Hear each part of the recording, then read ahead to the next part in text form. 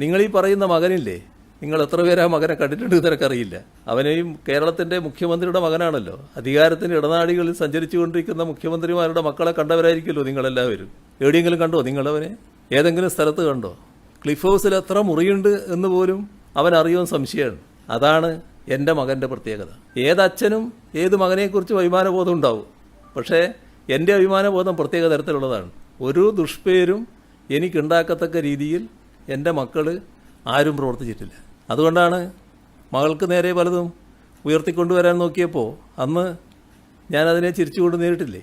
അത് വേണ്ടത്ര യേശുന്നില്ല എന്ന് വന്നപ്പോൾ മര്യാദയ്ക്കൊരു ജോലിയെടുത്ത് അവിടെ കഴിയുന്ന ഒരാളെ, ഇവിടെ ആരാണെന്ന് പോലും പലർക്കും അറിയാത്തയാളെ പിണറായി വിജയൻ ഇങ്ങനൊരു മകനുണ്ട് എന്ന് ചിത്രീകരിച്ചുകൊണ്ട് അയാളെ വിവാദത്തിൽ ഉൾപ്പെടുത്താൻ വേണ്ടി നോക്കുന്നത്. അതുകൊണ്ട് വിവാദമാകുമോ? അത് എന്നെ ബാധിക്കുമോ?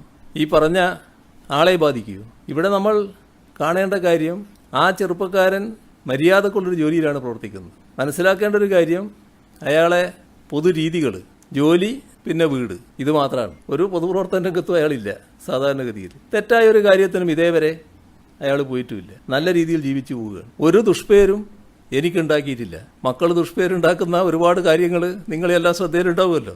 ഞാനതിൽ അഭിമാനിക്കുകയാണ്. നല്ല അഭിമാനം എനിക്കുണ്ട്. എൻ്റെ മക്കളാരും എൻ്റെ രാഷ്ട്രീയ പ്രവർത്തനത്തിന് നിരക്കാത്ത, എൻ്റെ ശീലങ്ങൾക്ക് നിരക്കാത്ത ഒരു പ്രവർത്തനവും നടത്തിയിട്ടില്ല. അതാണ് കാണേണ്ട കാര്യം. അതുകൊണ്ട് ഇതൊക്കെ ഉയർത്തിക്കാട്ടി ഏതെങ്കിലും തരത്തിൽ എന്നെ പ്രയാസപ്പെടുത്തി കളയാം എന്ന് തെറ്റിദ്ധരിക്കേണ്ടതായിട്ടില്ല.